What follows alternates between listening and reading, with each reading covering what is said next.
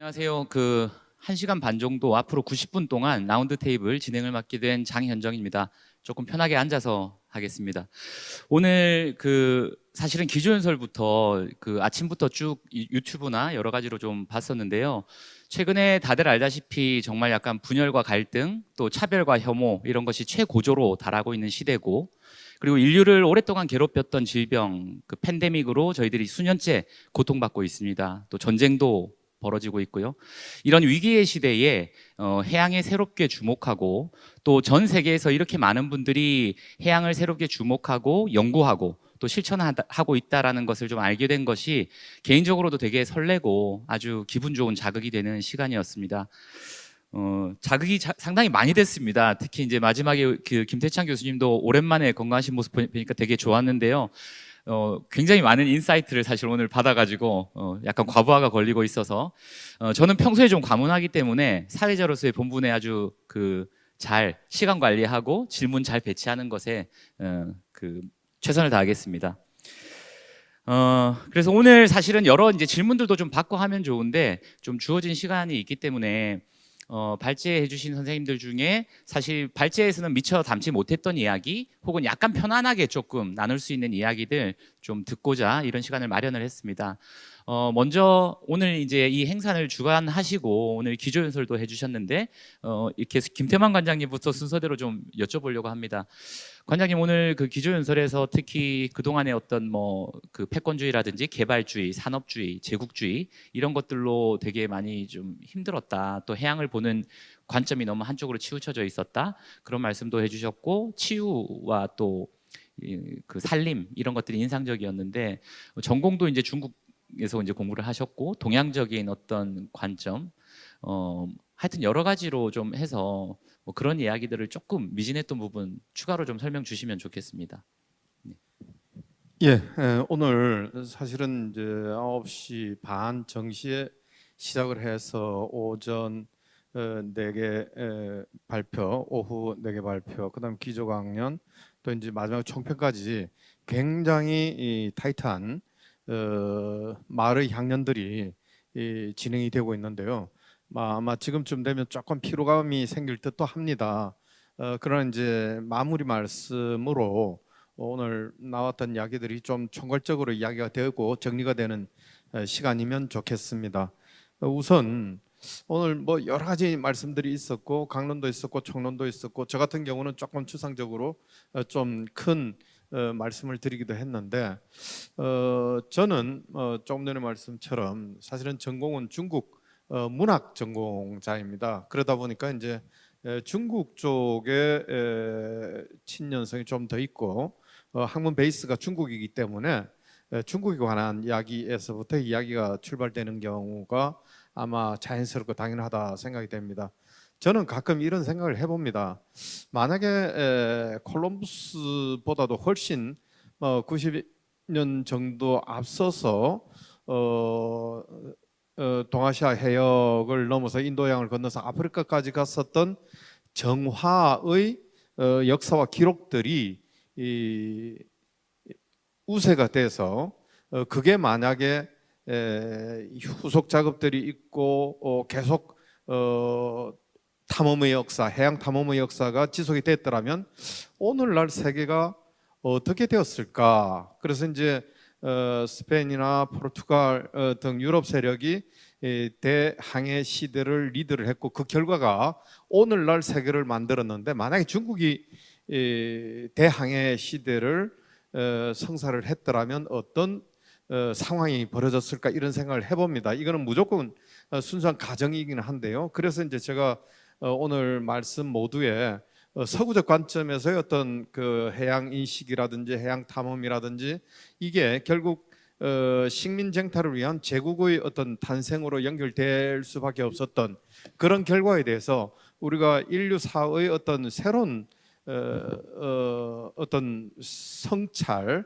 이런 것들이 필요하지 않겠냐 이런 생각을 해봅니다. 그래서 이제 서구의 해양 진출이 결국은 제국을 탄생시키는 이런 과정들에 대한 성찰. 그래서 이제 그것들의 어떤 결과가 오늘날 해양 생태 파괴라든지 그 해양 오염이라든지 이런 것들과 연결될 수 있는 건 아닌가라는 그런 생각을 해봅니다. 그래서 오히려 이것들의 어떤 성찰, 반성, 극복을 위해서는 오히려 이제 동량적 차원에서의 어떤 사고 방식 이런 것들이 필요하다라는 생각을 하면서 그래서 이제 근본적으로 아까 김태창 박사님께서 지적하셨듯이 중국적 사고는 기본적으로 육지적 사고에서 출발을 했고 시작도 끝도 정화만 빼면 오로지 육지적 사고에 점철돼 있는 중국적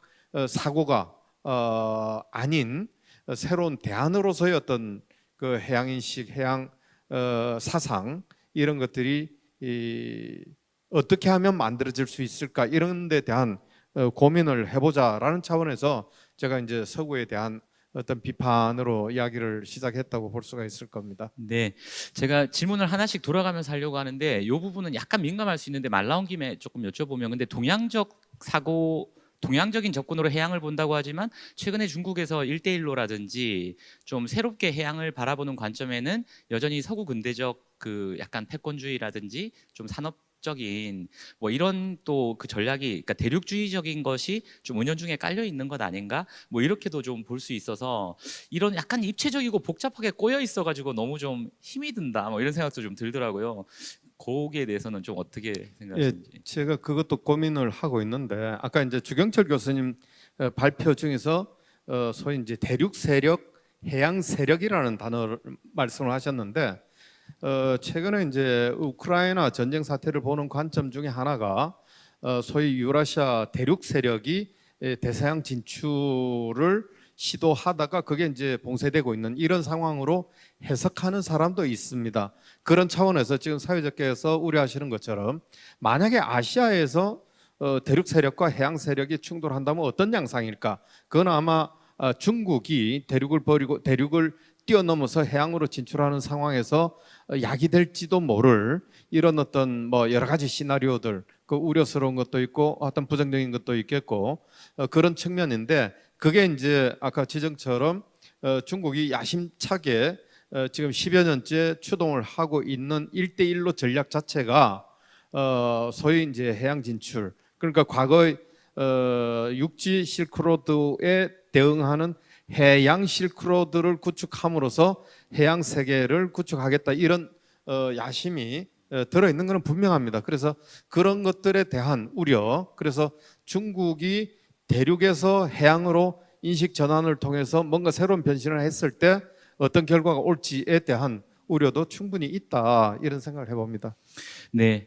그래서 아마 오늘 그 인문 또 역사 예술 이런 쪽에 많은 실천이나 연구들에 대한 그 통찰들을 좀 얻을 수 있었는데 또 관장님께서 그 함께 공부하셨던 분들도 중국에서 그런 노력들을 많이 하고 계실 테니까 계속 교류하면서 하면 좋을 것 같습니다.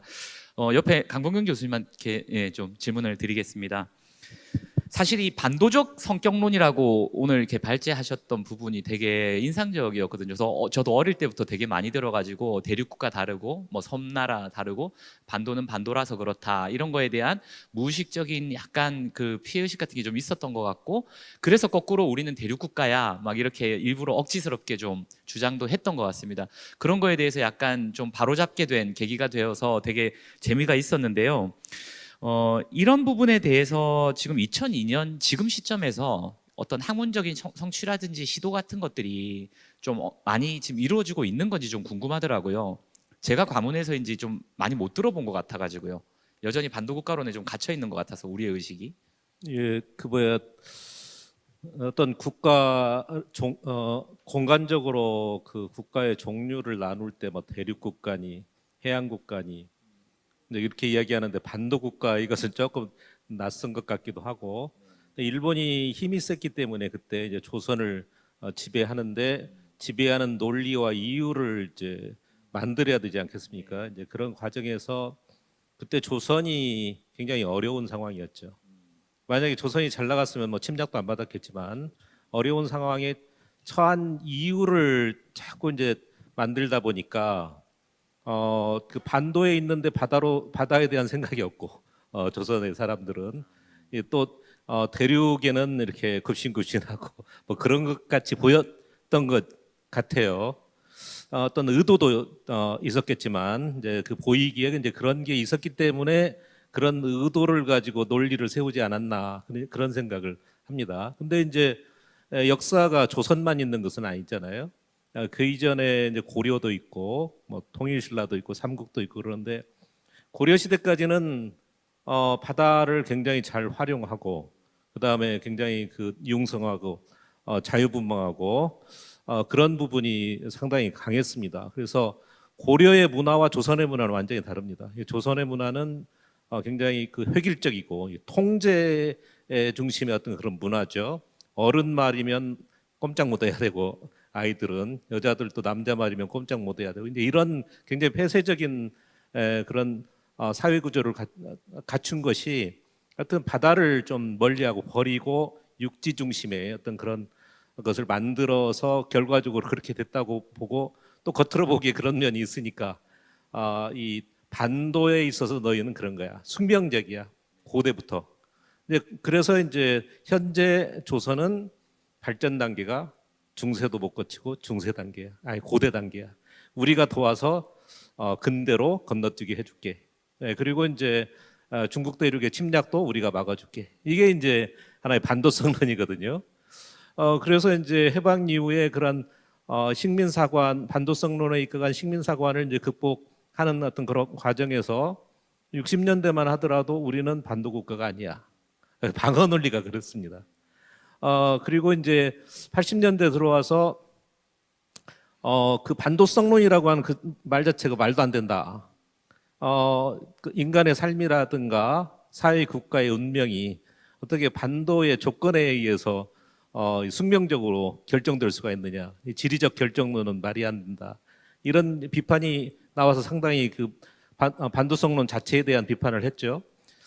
근데 반도성론 그 자체, 반도라고 하는 그런 국가는 이 문명사적으로 대륙이 가지지 못한 어떤 해양성이 있고, 그다음에 이제 그 열도, 말하자면 해양 국가가 가지지 못한 대륙과의 관계, 끈이 있고, 그래서 양쪽을 연결해주는 그러한 기능을 역사적으로 이제 충분히 했을 가능성이 있겠다. 저도 이제 그런 생각을 못했는데 역사를 바다의 관점에서 한번 들여다보니까 그런 그렇게 좀 보는 것이 타당하지 않겠느냐. 그런데 이제 반도 국가에 그러고 보니까 이제 고려 시대까지는 그게 말이 돼요. 근데 조선 시대는 왜 그랬을까? 조선이 왜 갑자기 바다를 버리고 이 육지 안에서만 아웅다웅 사는 그런 국가로 바뀌었을까? 이제 이런 부분이 이제 좀 해명돼야 되는데 역시 그 지리의 어떤 유불리도 굉장히 중요하지만 그 사회 국가의 구성체들의 집단적인 의지와 선택의 문제가 더 중요할 수 있겠구나. 그러니까 조선이 이제 좀 그런 면이 있겠구나. 이제 그런 생각을 했고요. 저도 이제 이런 이제 신반도적 성격론이라고 이제 제가 이름을 붙였습니다만은 이런 생각을 가진 것이 아주 근래 일입니다. 그래서 다른 분도 이런 생각을 가지고 좀 연구를 하고 글을 쓴 분 있나 했더니 못 찾아봤어요. 그래서 아무튼 이런 부분을 좀 이번 처음으로 제가 이런 발표에서는 처음으로 신뭐 반도성론 이런 걸 이야기했습니다만은 그 많은 분들이 좀 공감을 하면 더 적극적으로 좀 이야기를 해볼까 생각하고 있습니다. 예, 방금 말씀 중에 이제 교수님께서도 좀 근래에 이런 발표를 하셨다고 했는데 저도 잘 모르긴 하지만 한국 역사를 전공하시는 분들 중에 조선에 비하면 고려를 연구하시는 분들이 의외로 너무 적고 비율상 또 육지적인 관점에서 대부분 하고 해양의 관점에서 한국의 역사를 바라보는 연구자들도 너무 적다 이런 얘기를 좀 들은 적이 있어서 그런 부분들이 좀 많이 개선됐으면 좋겠다라는 생각이 문득 드네요, 교수님. 그러니까 제가 대학원 다닐 때 그러니까 이제 조선 시대 공부하는 사람이 많았어요. 왜 그러냐면은 뭐 조선이 상당히 사극도 많이 나오고 그리고 이제 고대사는 관심 가지는 사람이 많았습니다. 뭐 이렇게 제야사학에서 시비도 걸고 그러니까 이제 좀 흥미가 있잖아요. 근데 고려 시대는 이것도 아니고 저것도 아닌 그런 시대라고 생각을 해서 개성이 없는 분이 고려 시대 한다. 이제 이런 이제 그때 우리 대학원 다닐 때 그런 속설이 있었어요. 근데 지금은 고려 시대가 가장 다원적이고 역동적인 그런 시대였다라고 하는 것으로 대세가 기울어지니까 굉장히 그 적극적인 분이 이제 고려 시대에 그 전공하는 그런 경향이 그 생기는 것 같습니다. 이 부분은 나중에 제가 김세창 박사님한테도 좀 여쭤보고 싶은데, 사실은 한국의 역사에서 고려가 되게 아까 김세창 박사님 비유로 따지면 되게 액체적인 시대에 가까웠고, 점점 또 경직되면서 조선 이렇게 오면 고체가 되고, 오히려 아주 고조선이나 옛날로 가면 하늘과 직접 통하는 무속의 어떤 이런 것까지 하면 뭐 좀 기체적인, 하여튼 이렇게도 해석할 수 있겠다라고 생각하고 그냥 한번 여쭤보려고 했었는데, 나중에 하여튼 그 박사님 좀 여쭤보겠습니다. 예, 감사합니다. 다음은 제가 시간 관리를 정말 잘해야 됩니다. 지금 정규상 교수님, 예, 오늘 발제 굉장히 잘 들었습니다. 특히 제가 되게 그 인간을 위한 디자인인가 아마 책 제목이 그럴 텐데, 그죠? 빅터 바바넥이 쓴 그 번역돼 있는 책도 있거든요. 굉장히 좋은 디자인 책이었던 것 같은데 사례도 좀 보여주시고 해서 되게 인상 깊게 봤습니다. 최근에 보면은 이제 도시나 디자인 그 담론에서도 뭐 도시재생이라든지 문화도시라든지 뭐 창조도시라든지 새로운 담론들이 많이 나오면서 좀 디자인에 대한 개념이 도시에도 많이 들어오고 많이 변화하고 있는 것 같습니다. 근데 여전히 해양이나 연안 이런 쪽에서는 그런 담론을 좀 찾아보기 어려웠던 것 같아요. 근데 그 부분에 대해서 좀 요즘 어떤 움직임이 있는지, 혹은 교수님 개인적으로 어떤 관심을 가지고 계시는지 말씀 좀 듣고 싶습니다. 이제 지금 이 해양에서의 디자인이라는 게 참 접근하기가 쉽지는 않은데, 제가 볼 때 연안에서 바다를 많이 보고 있습니다. 그러니까 바다에서 반대로 연안 육지를 보는 관점도 좀 달라져야 된다고 생각을 합니다. 말씀처럼 우리가 이제 뭐 굉장히 도시 중심으로 택지 개발도 하고 이러다 보니까 많은 인구가 몰려 있는 쪽으로 개발이 갈 수밖에 없었죠. 근데 지금 우리 어촌이나 의왕이나 아니면 이제 뭐 해안이나 이런 데 가보면은 결국은 인구가 지금 계속 줄어들고 소멸하고 있습니다. 그러다 보니까 당연히 이제 그 지원하는 지자체나 정부에서도 관심이 소홀할 수밖에 없었던. 근데 제가 한 4년간 그 해수부에서 하고 있는 뉴딜 300이라는 의왕어촌 사업이 있습니다. 한 의왕어촌에 한 100억에서 150억을 주어서 한 300개를 개선을 하겠다라는 거. 그러니까 4년 동안 다녀보니까 결국은 결국 정비 사업이지 그게 뭔가를 혁신적으로 바꾸려고 하는 사업은 아닌 것 같아요. 그러니까 목적은 뭐 뉴딜이니까 일자리 창출이나 활성화나 그다음에 뭐 관광 자원화라든가 여러 가지 또 지역 어민들의 어떤 역량 강화라든가 이런 방향으로는 하지만은 아직까지 그걸 받아서 소화낼 수 있는 젊은 층이 없다는 거죠. 다 고령화가 되고 있습니다. 그럼에도 요즘은 이제 기어촌을 통해서 젊은 분들이 들어오지만은 굉장히 또 배타적인 부분도 있어요. 이게 육지하고 다른 부분인 것 같아요. 그리고 그 300군데가 하는 내용이 다 똑같다라는 거죠. 뭔가 좀 차별화가 되고 그 지역만의 특색이라든가 이런 걸 또 지역에서 어떤 그 협의체를 만들어서 자기 마을, 자기 어촌을 어떻게 바꾸겠다는 의지가 약하다는 거, 이런 부분이 좀 안타까운 부분이고, 또 우리 김태창 박사님 말씀하셨지만은 공공성이라는 게 우리가 지금 접하고 있는 그 해안 이쪽은 다 공공재라고 저는 보거든요. 이거는 누구의 어떤 개인의 성향에 의해서 바뀌어지는 게 아니기 때문에 결국은 지자체나 결정권자들이 그걸 가지고 결정을 하다 보니 이게 모든 사람들한테 공이 이용될 수 없는다는 게 좀 안타까운 부분이 있고, 그래서 디자인도 아마 그런 관점에서 좀 접근해야 되지 않나 이렇게 생각하고 있습니다. 오늘 여기는 혹시 해수부에 뭐 이렇게 정책 결정하시는 분들 안 와 계십니까? 좀 들으시면 좋을 것 같은데. 하여튼 근데 아까 제가 왜냐면 또 인상적이었던 게 그 PPT에서 보시면 디자인이라고 하는 개념이 초창기는 그냥 장식 내지는 뭐 좀 여유가 있으면 하는 거 뭐 이런 거에서 지금은 이게 라이프 스타일이나 대단히 중요한 핵심의 어떤 걸 차지하고 있다라는 말씀을 하셔서, 저는 이걸 뭐 이게 도시라든지 해양 관련된 중요한 정책을 결정하시는 분들이 그분들이 갖고 있는 디자인의 개념 자체가 좀 바뀌어야 되는 것 같아요. 그러니까 장식이나 여유가 있을 때 하는 것이 아니라 그것이 오히려 되게 본질적으로 뭔가를 바꿔내는 아주 중요한 계기가 되는 것인데, 그런 안타까움이 좀 있어서 좀 제가 생각하는 것이 맞는지 뭐 이런 것도 좀 확인할 겸 여쭤보고 싶었죠. 네. 그러니까 우리가 뭐 농담으로 약은 약사에게 병은 의사라고 하는데, 지금 우리나라의 정책 구조가 대개다 보면은 결정권자가 정하기 때문에 전문가에 대한 존중도 없고 거기에 대한 귀를 기울이려고 하는 그런 분위기가 아닌 것 같습니다. 그래서 그런 부분은 점차 좋아질 거라고 하고, 우리가 지금 급성장을 했잖아요. 50년 동안. 그러다 보니까 놓치고 가는 게 너무 많다는 거죠. 빨리빨리라는 것 때문에. 그래서 물론 우리보다 먼저 앞서 갔던 분들을 보면은 어릴 때부터 그런 게 쭉 교육이 돼 있는데, 지금은 경쟁으로 오다 보니까 더 잘해야 된다는 강박관념이 있는 것 같아요. 그래서 그게 이제 디자인을 하자는 개념은 옛날 말이고 이제는 디자인은 당연히 필수가 되는 겁니다. 요즘 뭐 수준들이 높아서 시민들이 우리 공무원들보다 더 수준이 높습니다. 근데 그걸 디자인하자라는 거는 워낙 안 했기 때문에. 근데 지금 디자인하자는 게 아니고 이제 어떻게 삶의 질에 녹아나게끔 할 거냐. 그래서 농담으로 제가 말씀하지만 드리는 게 디자인이라는 게 이렇게 분칠하듯이 예를 들면은 화장을 화려하게 하면은 눈에는 띄는데 오래 가지를 않는다고 그래요. 그래서 한 듯 안 한 듯 해야 그게 오래 간다고 그럽니다. 그래서 디자인도 그 분위기와 주변에 어울리게끔 한 듯 안 한 듯 해야 지속 가능한 디자인이 되지 않나 생각합니다. 네, 맞습니다. 오늘 말씀 듣다 보니까 이 자리가 다양한 전문가들이 다양한 분야의 전문가들이 함께 좀 이렇게 융복합하면서 교류할 수 있는 되게 중요한 자리구나라는 걸 새삼 좀 한 번 더 깨닫게 되고요. 또 아까 김태창 박사님 말씀하셨던 각각의 연구도 중요하지만 공통인식의 폭을 넓히는 실천들을 계속 해야 된다라고 하셨는데 그런 과정을 통해서 아마 또 지금 조금 미진한 것들이 더 나아지지 않을까 이런 기대를 해보게 되는 것 같습니다.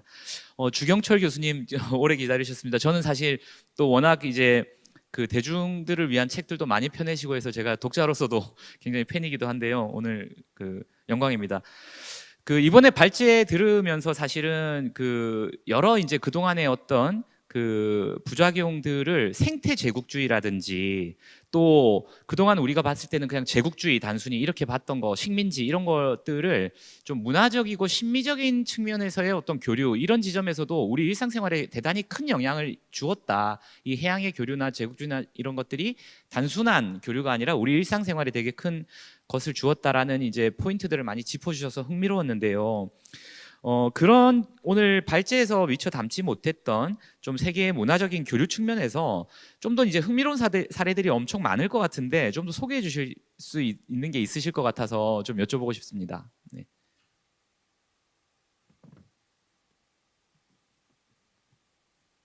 지금 오디오가 안 나오는 것 같습니다. 그 음소거를 예. 예, 지금 잘 들리십니까? 네, 잘 죄송합니다. 들립니다. 네. 예, 시간이 많지 않기 때문에 조금 빨리 말씀을 드려야 될 것 같아요. 그래서 그 문화 교류의 그 사례들이 굉장히 많죠. 아까 이제 시간이 없어가지고 너무 급히 말씀드렸습니다만 음악이나 미술 같은 거요. 제가 직접 연구한 건 아니고 이제 주변에 제 동료들 연구한 걸 이렇게 들어보면은 예컨대 뭐 지금 서양 음악의 가장 핵심이 그 도레미파 솔라시도 그 쌓아가는 그 손법 평균율이라고 그러죠. 그게 없으면은 서양 음악이 성립이 안 되는데 사실 그거에 굉장히 그 뒤에 보면은 꽤 정교한 수학적 기초가 있거든요. 그게 사실은 중국에서 주제육이라고 하는 그 명나라 황실의 황자 그 사람이 개발한 거라고 그래요. 그게 이제 유럽에 전해지고 유럽의 어떤 그 음악적 기초가 되고 바하 시대에 정립되고 뭐 이런 이야기를 하는 걸 들었습니다. 근데 그게 다시 또 이제 유럽 음악이 전 세계로 확산이 되고 그 음악을 받아들인 우리가 또 뭐 부산에 얼마 뒤에 BTS 오잖아요. 그 BTS가 전 세계에 또 이렇게 전하고 하는 거를 보면은 이 인간의 이 문화 현상이라고 하는 것이 그 특히 근대 이후에 굉장히 이렇게 활발하게 전개됐다라는 거를 좀 알 수가 있을 것 같고요. 한 가지만 좀 더 말씀을 드리자면은 저는 그런 얘기 드리고 싶어요. 배추김치. 우리가 이제 배추김치 언제부터 먹었냐 하면 뭐 있긴 있다고 그러는데 김치 박물관 이런 데 큐레이터들 하시는 말씀 보면 근데 지금 우리가 먹는 그런 종류의 배추김치는 사실 19세기 중엽 이후에 돼야 나오는 거거든요. 그러니까 그게 그 중국 만주 이쪽 지역에서 이제 새로운 배추종이 들어오고 그다음에 이제 멕시코 원산의 그 고추 이게 굉장히 복잡한 과정을 거쳐서 전달이 됩니다. 이게 터키로 들어갔다가 인도로 들어갔다가 동남아시아 거쳐서 이제 한국과 일본 거기를 왔다 갔다 하면서 이제 우리나라에 들어왔을 텐데 그러니까 우리가 아주 옛날부터 먹었다고 생각하는 그 배추김치라고 하는 것이 사실은 정말 세계화의 산물인 거죠. 그 세계적인 어떤 그 흐름 속에서 우리 문화가 그것을 독자적으로 수용해서 새롭게 창안해낸 이런 식으로 이렇게 문화라고 하는 것이 그냥 그 고립된 것이 아니라 이렇게 뒤섞이는 과정에서 새롭게 만들어진 거죠. 고추가 일본에 들어갔지만 일본에서는 일본 음식이 이렇게 맵진 않잖아요. 거기는 뭐 주로 관상용으로 키웠다고 그러고 이런 것들을 보면은 물론 그게 반드시 바다를 통해서 전달된 거는 아니지만 바다가 가지고 있는 그 유동성, 아까 그 김태창 선생님 말씀하신 바로는 이제 액체성, 이게 훨씬 더 인간의 교류, 인간의 생각, 사상, 느낌, 뭐 물질 문화, 뭐 이런 것들 이렇게 빠르게 전달하고 뒤섞고 대규모로 전달해주고 하는 성격이 워낙 강하기 때문에 이런 점에서 그 문화적 그런 교류 이것을 굉장히 활발하게 해준 그 효과가 있지 않았나 그런 생각을 한번 해봤습니다. 네, 선생님. 그런데 그 문화 접변이나 문화 교류 같은 것들은 어쨌든 늘 일어나는 것이니까 방금 말씀하신 배추김치라든지 뭐 고추라든지 이런 것들은 그냥 뭐 받아들이고 또 정착해서 우리 문화가 되고 하는 것 같아요. 근데 저는 이제 아까 생태제국주의라든지 이런 말씀하실 때 이게 단순히 자연스러운 어떤 교류 속에서 문화가 오고 가는 것을 넘어서서 어떤 뭐 대자본의 의도라든지 혹은 뭐 그러니까 일상생활을 넘어서는 굉장히 큰 힘이 왔다 갔다 하는 그런 이제 오늘 발제에서도 그런 말씀들이 좀 많이 나오셔서 지금도 여전히 그런 현상들은 일어나고 있다라고 생각해서 혹시 그런 사례들이 더 좀 우리가 알면 좋을 만한 게 있을지도 혹시 떠오르시는 게 있으면 뭐 한번 얘기해 주시면 근데 이제 좋을 것 갑자기 어떤 뭐 사례가 많이 얘기해주면 갑자기 네. 얘기를 하려니까 그렇게 얼른 떠오르진 네네, 않는데요. 알겠습니다. 예. 아니, 제가 그래서 그거에 대한 직접적인 답보다도 조금 약간 돌려서, 다른 말씀을 드리고 싶은 거는, 그러니까 이게 뭐 우리가 그동안에 뭐 세계화니 뭐 이런 이야기를 많이 했는데, 우리가 통상 생각할 때 그거는 우리가 역사적으로나 이렇게 굉장히 중요한, 것으로 생각하는 게 이제 뭐 자본의 흐름이라든지, 무슨 전쟁이라든지 우리 역사에서 주로 다루는 그 소재들이 있었잖아요.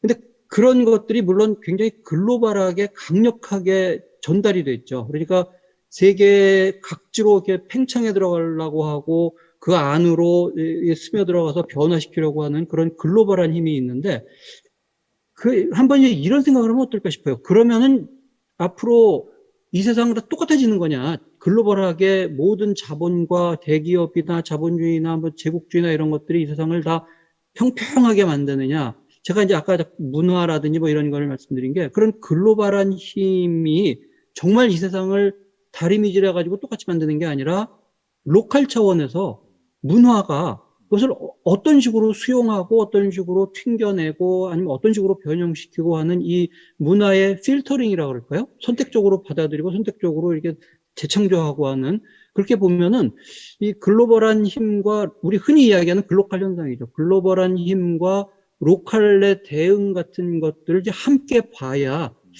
우리가 이제 앞으로 지난 역사도 그렇고 앞으로의 전망 같은 것도 좀 더 이렇게 명료해지지 않을까 그런 생각이 듭니다.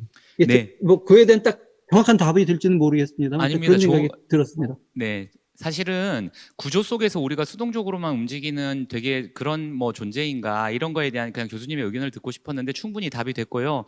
그 글로벌과 로컬의 사이의 역동성 또 구조와 개인 사이의 역동성 이런 것들이 되게 중요하다라는 말씀으로 저는 받아들였고 이 말이 이제 김태창 박사님한테 사실 궁금했던 질문하고 이어지는 것 같습니다. 왜냐하면 박사님께는 제가 사실 메모를 질문을 좀 많이 해왔지만 첫 번째 질문으로 아까 그 말씀하시는 총평을 들으면서 어떤 생각을 했냐면 이 공통인식의 폭을 넓히는 것이 굉장히 중요하다. 그리고 5대양 6대주를 이렇게 막 돌아다니시면서 많은 그 각 분야의 전문가들을 만나면서 이렇게 통섭하셨던 이유도 아마 서로 다른 그 벽을 좀 허물고 공통인식의 좀 폭을 넓혀서 방금 주경철 교수님 말씀하신 것처럼 그런 어떤 역동적인 자정작용 같은 것들을 기대하셨을 거라고 생각을 해요. 그러면 이 해양성과 해양 문명에 관한 오늘 뭐 이런저런 이야기들이 나오고 있는데 이런 공통인식의 폭을 좀 넓히려면 오랫동안 이렇게 활동하시면서 좀 팁 같은 걸 주실 수 있다면 어떤 것들이 좀 중요할까요? 예, 너무 중요한 문제이기 때문에 30년 동안 한 일을 불과 그 몇 분 사이에 얘기한다는 게 참 힘드는데요. 예. 그 차근차근 하겠습니다. 그 우선 정규상 선생님이 디자인이라고 하는 말씀을 하실 때 저는 과거의 그 경험에 비춰봐서 이게 굉장히 중요하다는 생각을 했어요. 예를 들면요, 태극기는 아래쪽에 빨간색이고 위쪽에 혹은 그 파란색이든 아니면 거꾸로 되든 어쨌든 그 두 개로 이렇게 딱 되어 있단 말이에요. 그런데 이것이 문제라는 겁니다. 이것이 우리나라를 한없이 양분적으로 가고 그 남북한이 분열되는 것뿐 아니라 그다음에 경상도와 전라도 그다음에 뭐가 뭐 해가지고 자꾸 갈라지는 쪽으로 가는 그 디자인적인 효과를 우리가 좀 바꿔야 되지 않느냐. 그래서 3태국으로 바꿔야 된다는 얘기를 많이 해요. 근데 그게 이를테면 하늘과 땅이라는 이원적인 사고를 하게 되면은 하늘은 위로 올라가고 땅은 밑으로 내려오는데 그렇게 되면 북한 쪽은 한없이 위쪽으로 가려고 또 그다음에 대한민국은 한없이 아래쪽으로 가려고 하면 영원히 그게 통합이 될 가능성이 없어지는 건데 이거를 3차원으로 만약에 변경시키면 3태국을 하게 되면 하늘과 바다와 땅 이것이 아우러진다고 하는 그러한 개념도 형성되는데 이 디자인이라는 게 굉장히 중요한 역할을 합니다. 이게 은연중에 우리의 사고방식의 밑바닥에 그걸 그 이분적인 사고방식을 강조하는 쪽으로 가게 돼서 그래서 우리의 역사의식을 조금 바꾼다는 의미에서도 이 태극기를 3태국으로 바꾸는 것이 디자인 쪽으로 봐서 더 우리의 역사 발전에 그 효과가 있지 않겠느냐. 그런 얘기는 공공철학 그 얘기를 할 때도 많은 얘기가 나왔었어요. 외국 사람들도 그 기왕이면 왜 3태국을 하지 그냥 두 가지로 해가지고 그렇게 분열적인 적이라 차라리 일본은 하나로 빨간 거로 하나로 했잖아요. 그렇게 하는 것이 오히려 그 국내적인 당들을 강조하는 데 도움이 되는데 두 개로 딱 갈라져 가지고 그래서 이걸 매개하는 그 역할을 담당하는 세력이 생겨나기를 어렵게 만들었기 때문에 그렇기 때문에 그것을 디자인 쪽으로 봐서 이걸 3팩으로 하는 게 좋지 않겠느냐 이제 그런 얘기고 그 다음에 두 번째는 그 바다라는 것이 과연 공해냐 아니면 영해냐 영해라는 것은 다르게 얘기하면 국가의 이기주의가 그 표출되는 건데 그걸 사회라고도 할 수 있습니다. 그러니까 공해냐 사해냐 그것이 아니고 공공해 공공해라는 것은 그 나라와 민족과 국가와 문화를 건너서 모두가 다 함께 그 서로 거기서 이익을 얻고 서로 발전의 계기를 삼을 수 있는 개념으로 우선 바다라는 거를 영의 개념과 공의 개념으로 두로 딱 나누는 게 아니라 그 사이에 공공해라는 개념을 넣어서 언제나 매개 쪽의 역할을 담당하는 것이 또 하나 있어야 된다는 것. 이 공공철학이 이때까지 철학과 다른 것은 공철학과 사철학밖에 없었어요, 그동안. 국가 철학 아니면은 개인 철학. 그러나 국가와 개인 사이를 다차원적으로 매개하고 발전시키는 공공성의 영역이 필요하다고 해서 그것을 철학하는 곳에서 공공철학이라는 말을 한 거거든요. 근데 그와 마찬가지로 항상 3차원적으로 생각해야지 2원적으로 생각하면은 대립과 갈등이 끊임없이 증폭될 뿐이지 그것을 매개하고 발전시킬 수 있는 가능성이 없기 때문에 그래서 공공철학이라는 게 생겼고 상당히 많은 그 호감을 받고 국제적인 하나의 인식에 대해서 영어로도 public philosophy가 아니고 public common philosophy입니다. 영국의 캠브리지 대학의 교수가 저희들의 말을 듣고 이건 영어로 바꿔야 된다고.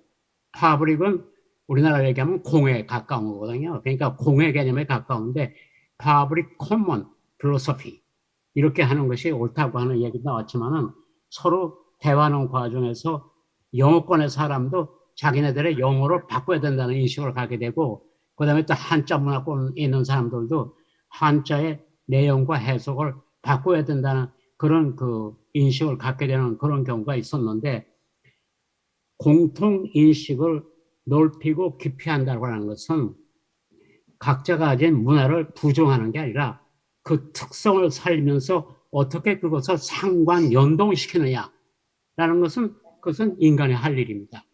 그것은 좀 더 배우고 좀 더 깨달은 사람들이 앞장서서 할 일이란 말이에요.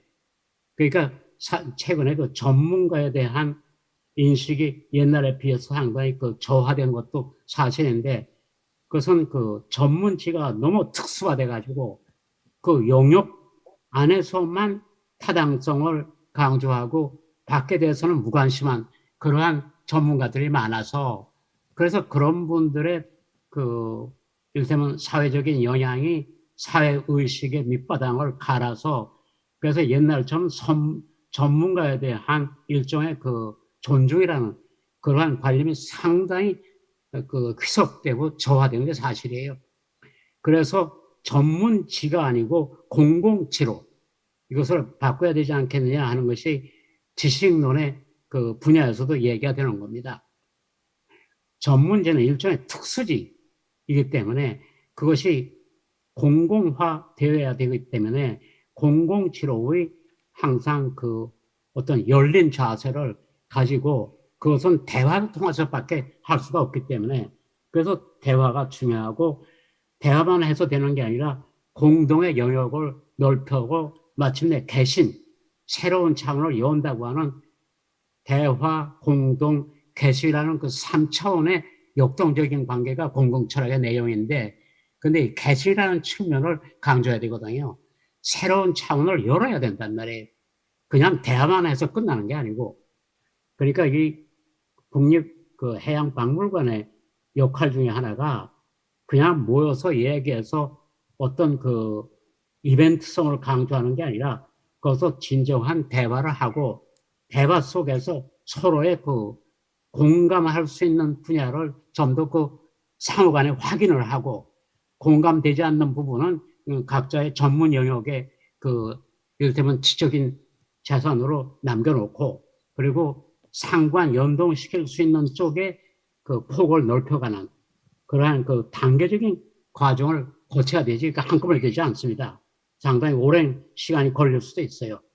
그러나 해양성만이 자 최종 목표냐 하면 그런 게 아니고 그 육지성과 해양성은 결국은 그 우주성 쪽으로 이것이 승화 발전될 때 비로소 지구성, 그 대지성도 그다음에 대양성도 각각의 의미를 가질 수 있다고 해서 어디까지나 과정적인 사고를 해야지 그것이 종국적인 사고라고 생각하는 그것은 또 하나의 폐단이 되어버리기 때문에 항상 이렇게 연동하는 그러한 과정으로서 중요하게 여겨야 된다는 그런 생각을 하게 됩니다. 이제 마지막으로 한 가지만 더 말씀드리는 것은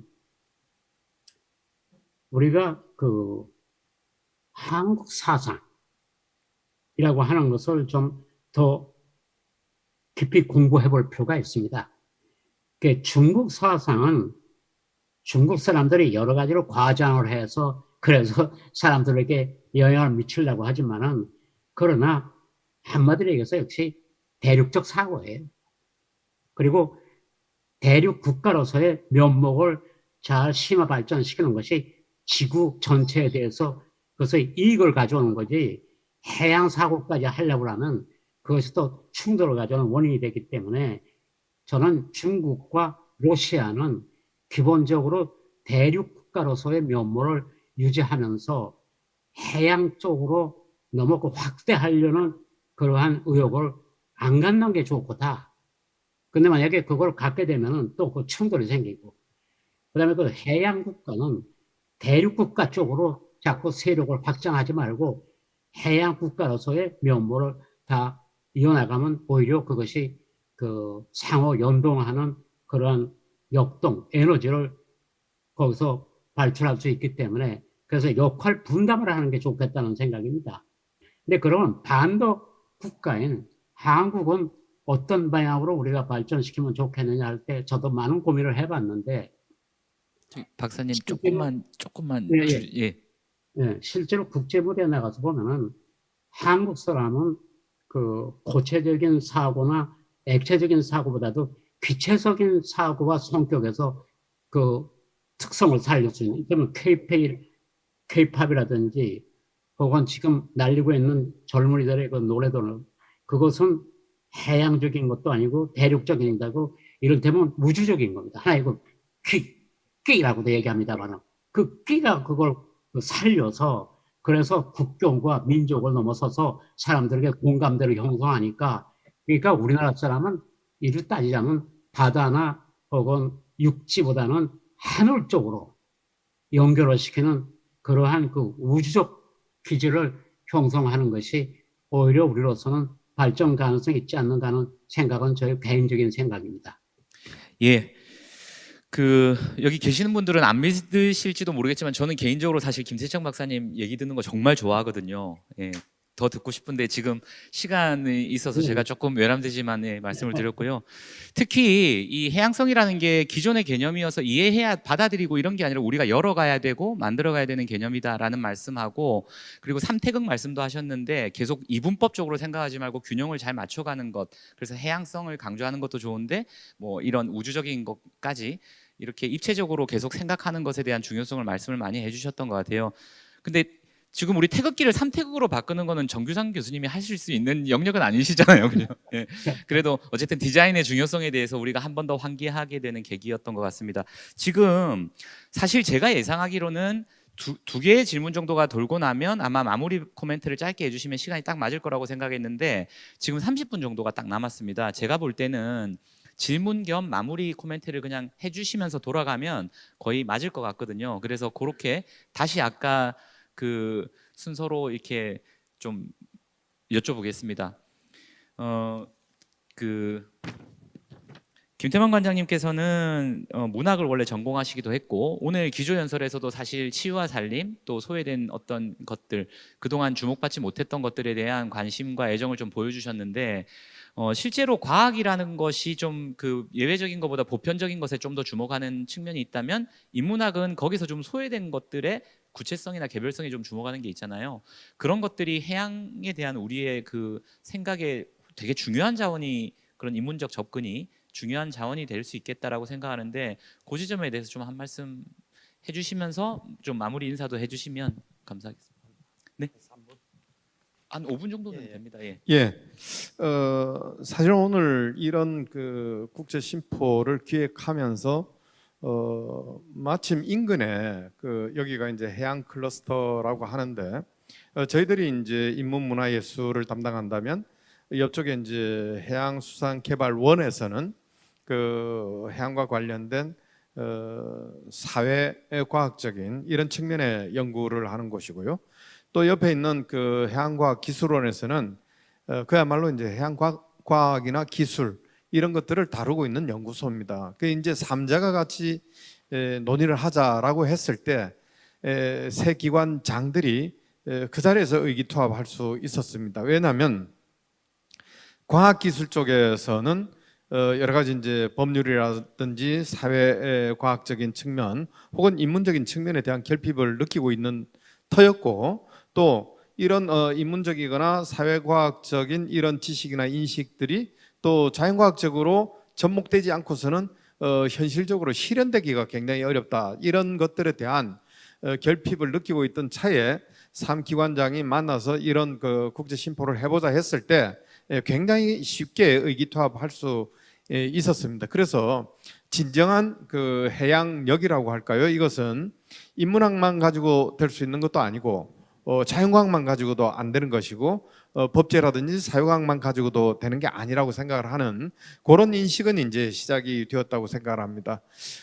작년에 제가 부임하자마자 있었던 전시 중에 하나가 심해를 다루고 있는, 그래서 상당히 인문적이라기보다는 과학적인 부분이었고, 그래서 이제 처음 저희 학예사들도 과학적인 혹은 공학적인 산업적인 측면으로 이 전시를 진행을 하려고 했다가 그걸 인문적 혹은 예술적 감성적인 전시로 바꿔서 사실은 많은 관심을 갖고 호평을 받았던 전시가 있었습니다. 그 전시의 이름이 처음에는 잠수정의 세계였습니다. 굉장히 딱딱하고 공학적이죠. 그런데 이제 그거를 논의 끝에 10년의 상상이라는 제목으로 바꿨습니다.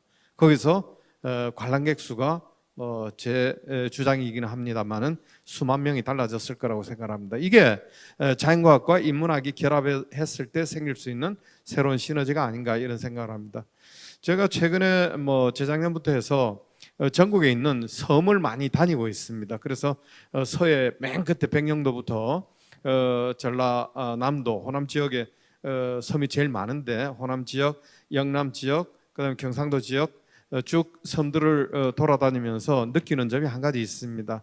문화는 오랫도록 지속해서 가져왔음에도 불구하고 섬의 문화, 그런 게 섬이 지녀왔던 해양형 문화라고 할 수가 있겠죠. 이런 것들은 늘 배제되거나 소외되거나 지워지는 운명의 역사 속에 있었다라는 것을 많이 느꼈고, 최근에 이제 섬이 소위 이제 TV 프로그램으로 많이 소비되어지면서 섬에 대한 인식은 상당히 제고되고 있지만, 섬의 온전하게 가져왔던 어떤 역사적인 삶 속에 녹아 있는 섬 문화 자체를 공유 공감하거나 그거를 온전히 전유할 수 있는 이런 사람들은 드물다. 그래서 섬이라는 공간이나 섬이라는 풍광을 즐기거나 소비하는 사람들은 늘고 있지만, 여전히 섬은 아까 강봉용 교수하고도 잠깐 이야기 끝에 대상화되어지고 있는 공간이다, 이런 이야기를 했었는데, 그래서 이제 이런 어떤 그 섬과 관련된, 해양과 관련된, 해안과 관련된 이런 그 우리의 그 전통적인 문화, 예술, 인문적 자산, 이런 것들을 오늘에 어떻게 변용해서 현재화할 건가에 대한 고민들은 대단히 중요한 것이라고 생각합니다. 그래서 이제 그런 차원에서 보더라도 오늘 이런 논의가 지금 시작이기도 하거니와, 또 이제 김채창 소장님께서 여러 번 강조하셨듯이 뭐 일회성 행사로 끝나가지고는 안 된다. 계속적으로 이 대화가 이어질 수 있도록 하는 게 중요하다. 그 다음에 각계각층의 어떤 전문가들이 모여서 끊임없는 대화를 통해서 생산적 결과를 만들어내는 것이 중요하다. 이런 지적은 100번 공감을 하면서 오늘 이번 시작을 통해서 앞으로도 계속 지속될 수 있도록, 그래서 해양 문명과 해양성이라는 데 대한 더 큰 고민과 지속적인 장기적인 고민을 할 필요가 있겠다, 이런 생각을 해봅니다. 뭐 마무리 말씀으로 대신하겠습니다. 예, 감사합니다. 그 중국 고전에 보면, 제가 이제 관장님 앞에서 뭐 문자 쓴 건 참 외람된 일이지만, 중국 고전에서 정명이 되게 중요하다 이런 말이 있잖아요. 발을 정자를 쓰기도 하고 정할 정자를 쓰기도 해서 이름을 어떻게 정하느냐. 그래서 아까 김대정 박사님도 오션이나 해양 같은 큰 많은 게 담긴 이름보다는 그냥 씨나 그 바다 같은 소박한 단어를 쓰는 게 오히려 좀 혼선이 없을 수 있다, 이런 말씀하셨던 것처럼, 김태환 그 관장님께서 이번에 수구라는 말을 쓰셨는데, 지구 대신 그것이 좀 환기하는 바가 저는 개인적으로 되게 컸던 것 같습니다. 그래서 오늘 이 자리를 통해서 또 한번 그걸 좀 마음에 새기고 가는 그런 자리가 될 것 같습니다. 강봉영 교수님, 정규상 교수님, 그다음에 주경철 교수님 세 분은 또 연구를 하고 계시는 분들이기도 해서 공통 질문 겸 마무리 그 인사 말씀을 좀 부탁드리려고 하는데요. 최근에 가지고 계신 좀 관심사라든지 해양에 관련돼서 연구 주제라든지 뭐 이런 거 계획이라든지, 왜냐하면 오늘 와 계신 이런 연구자 그 분들이 어떤 관심을 갖고 있는가가 저는 굉장히 의미 있는 일이라고 생각하거든요. 그러니까 아주 오랫동안 그런 깊이 있는 활동을 하시는 분들이 최근에 그 끝에 지금 이 시점에서 난 이게 되게 관심 있고 이런 연구 주제를 갖고 있다라고 하는 것이 그 자체로 저희에게 시사하는 바가 있다라고 생각합니다. 그래서 그런 이야기 덧붙여서 마무리 말씀을 좀 인사를 해주시면 고맙겠습니다. 먼저 강봉윤 교수님께 부탁드리겠습니다. 5분입니까? 예, 한 5분 정도 됩니다. 예. 저는 1995년에 목포대에 가기 전에는 바다도 모르고 섬도 몰랐어요. 근데 목포대 옆에 가니까 섬이 굉장히 많고 섬을 연구하는 연구소가 있더라고요. 거기에서 섬을 다니기 시작했는데 섬이 굉장히 중요하다고 느꼈어요. 거기 강재길 소장님인가 계시던 곳 아닌가요? 섬 연구소? 아니 도서문화연구원이라고. 네. 예, 거기는 이제 사단법인이고 대학 내에.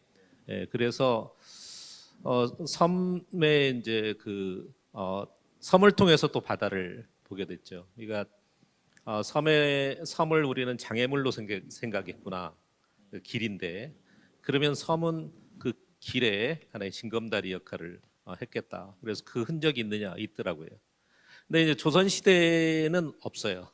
근데 고려 시대까지는 있어요. 그래서 이제 고려 시대까지의 그러한 흔적들을 저는 문명이라고 이름을 붙였죠. 섬 문명.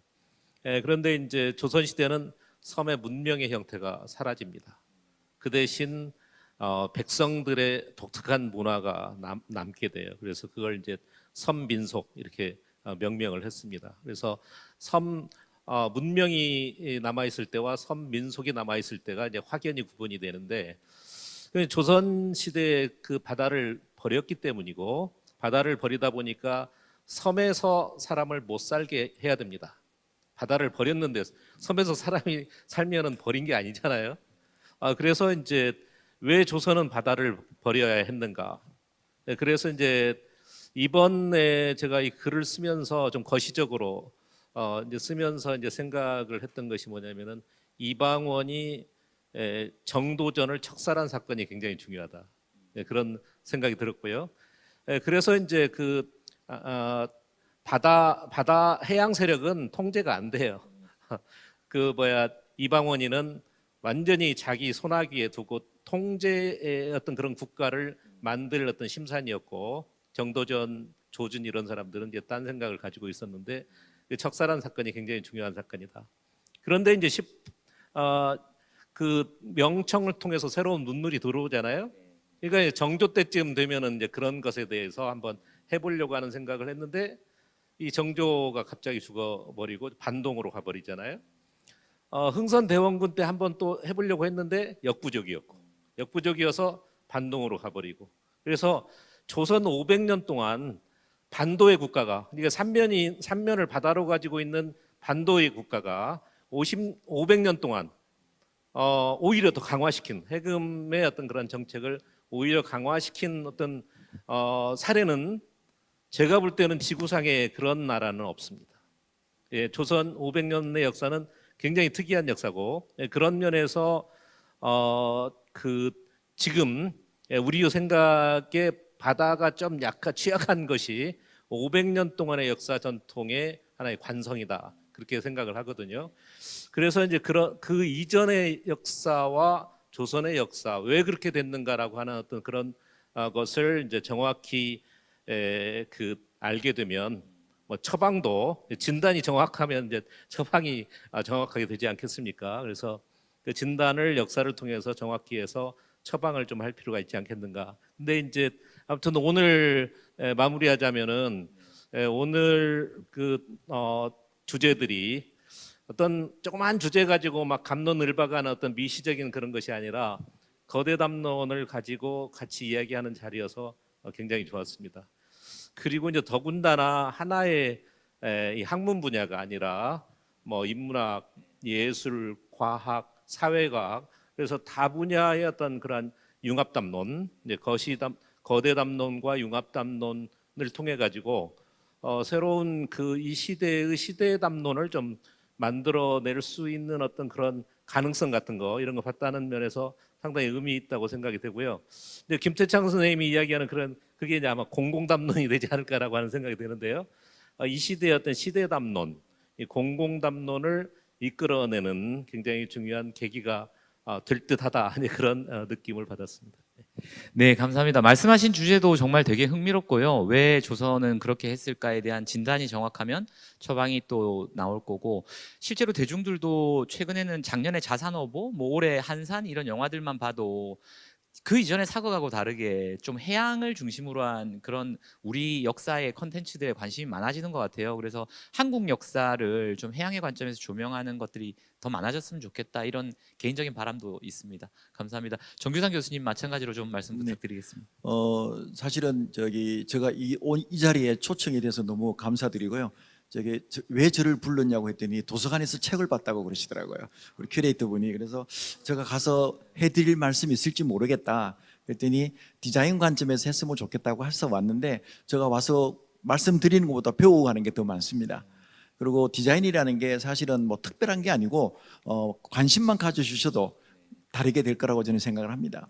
얼마 전에 어떤 분들하고 한양 통일 이야기가 있을 때, 우리가 사실 이 해양 물류가 굉장히 양이라든가는 많지만은 속도라든가 편리성을 따지면은 조금 다른 교통수단에서 좀 뒤떨어지는 부분이 있는데, 어떤 분이 그러시더라고요. 통일이 되면은 이 해양으로 가는 게 제일 빨리 도착할 수 있다고. 기차도 놔야 되고, 예를 들어서 철도도 고속도로 해야 되고, 비행기도 다 그 기반 시설 하는 시간이 많이 걸리는데, 해양은 그날 바로 통일된 날 갈 수 있다고 그러시더라고요. 그런 또 장점이 있다고 그런 이야기 들었을 때 우리가 어떤 부정적인 것만 아니고 긍정적으로 생각하니까 되게 좋다 이런 생각을 합니다. 제가 요즘 관심 있는 거는 제가 이제 서울에 있다 보니까 인천에 인천시가 부산시가 하려고 하는 그 플로트 아일랜드에 대한 관심을 갖고 있고 또 이번에 지자체장이 바뀌시면서 제물포 르네상스라는 걸 시작을 했습니다. 그러면서 그 18부두의 해저 도시라는 걸 지금 추진을 하고 있습니다. 그러니까 저는 부산에 있기 때문에 인천에 해야 된다는 게 아니고 각 공간별로 거기에 맞는 특징적인 걸 해 나가는 게 반대로 인천이 물이 더러운데 어떻게 해저 도시가 되라는 또 발상도 있는데 또 이 디자인을 하다 보니까 역발상을 하니까 물이 맑게 보이는 것도 있더라고요. 뭐 그거는 차후 또 기회가 되면 하겠습니다. 그러니까 제가 마지막으로 말씀드리고 싶은 게 우리가 옛날에는 물 가까이에 살면은 되게 수해도 있고 다들 힘들어했는데 요즘 물 가까이 있는 집들이 다 빚값이 비싸다고 그러더라고요.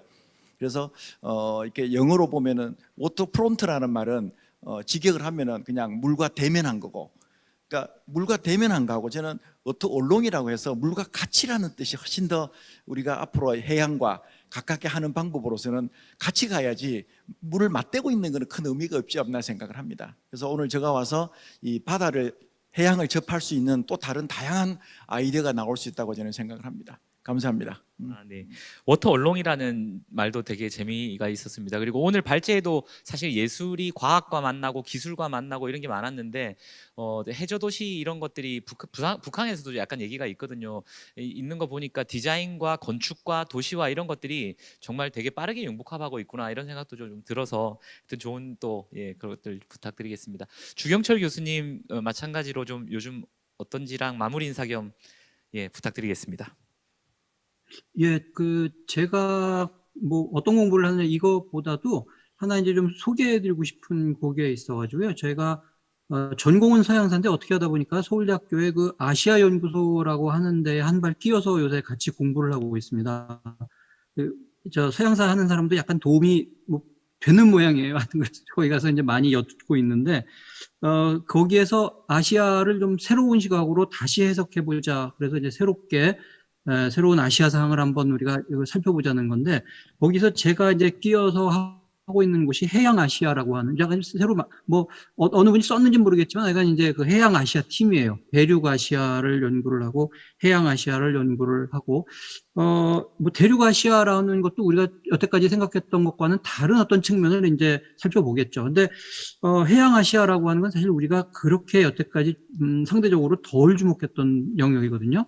사실 이 거대한 대륙과 거대한 바다가 이렇게 함께 어우러져 있는 것이 이제 세계고 특히 아시아인데, 그리고 그동안의 역사에서 이 해양 아시아를 너무 소홀히 하지 않았나 사실 그런 생각이 듭니다. 아까 이제 중국 이야기도 많이 나왔습니다만 제가 보기에도 중국이 이 거대한 이 문명, 하나의 대륙 이거를 그냥 하나의 중국이라고 부르는 게 맞는가 저는 그런 생각도 했어요. 그래서 중국이라고 우리가 그러지만 황하 중심의 저쪽 그 대륙 중국이 있고 강남 지역 이쪽에는 상당히 그 해양성이 강한 그런 곳이죠. 이 동남아시아하고도 연관성이 많고 그래서 아까 정화 이야기가 나왔습니다만 사실 정화가 어느 순간 느닷없이 나올 수는 없잖아요. 그런 걸 보면은 이게 이제 당나라 때의 당이 동남아시아로 나가진 않고 거꾸로 이제 이슬람 페르시아 상인들이 대거 중국 남부로 들어오죠. 그때부터 이제 접촉을 하고, 그 다음에 이제 송대에는 굉장히 활발하게 동남아시아로 팽창을 해 나가거든요. 그러니까 이제 그 다음에 이제 원은 우리가 생각하기에 이거는 아주 전형적인 그 육상 세력이라고 생각할지 모르지만 송을 이렇게 정벌하는 과정에서 송의 그 해양력 같은 거를 흡수해서 어떤 면에서 보면은 중국 역사에서 가장 해양력이 강한 국가가 또 몽골일 수도 있습니다. 뭐 일본도 가고 자바도 공격하고 이러잖아요.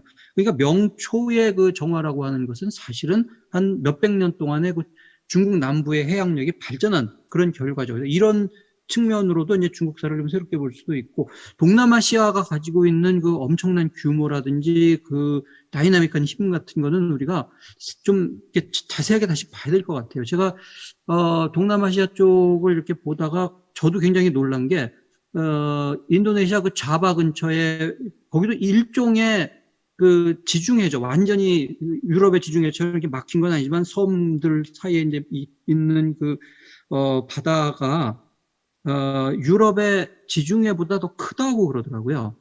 저 깜짝 놀랐어요. 우리가 그냥 무심코 지나갔는데 사실은 이 아시아의 그런 지리나 역사나 이런 것들에 대해서 우리가 너무 그동안 그 소홀히 하지 않았나.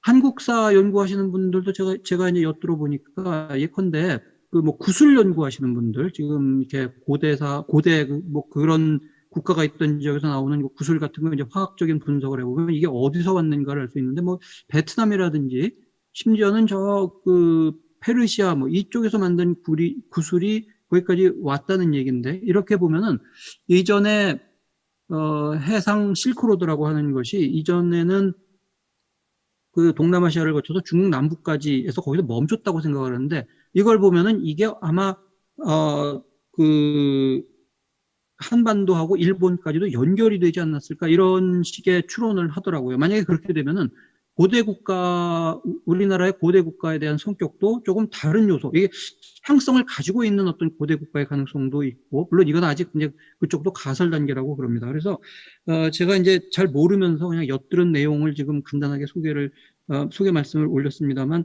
이게 우리가 좀 새로운 시각을 가지고 역사를 보면은 다른 것이 보이고 또 그런 시각을 가질 수밖에 없는 게 세계가 바뀌고 우리가 이제 오늘 우리가 쭉 이야기한 것처럼 바다에 대해서 그것이 얼마나 중요하고 그것이 얼마나 우리의 미래에 중요한 건가. 새삼 우리가 눈을 떴기 때문에 역사도 이제 그렇게 보는 거잖아요. 그래서 이런 식으로 우리가 늘 좀 새로운 시각을 한번 일부러라도 찾아보고 새로운 가능성을 될 수 있으면은 긍정적인 가능성을 찾아보는 것이 굉장히 중요하겠다. 그리고 그런 것을 그 여러 학자들, 뭐 연구자들이 이렇게 모여서 그런 의견을 논의하고 또 그런 것을 한번 이렇게 어떤 결과를 모아보고 하는 것이 정말 중요하겠다는 생각을 해봤습니다.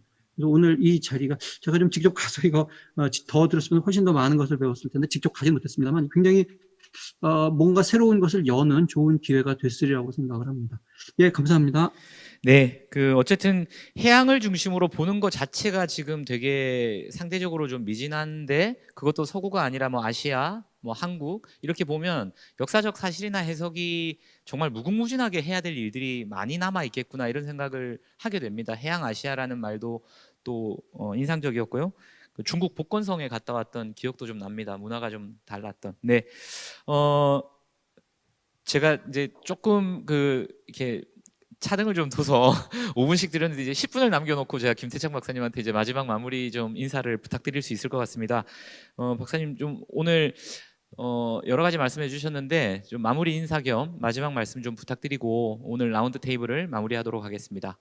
네, 박사님.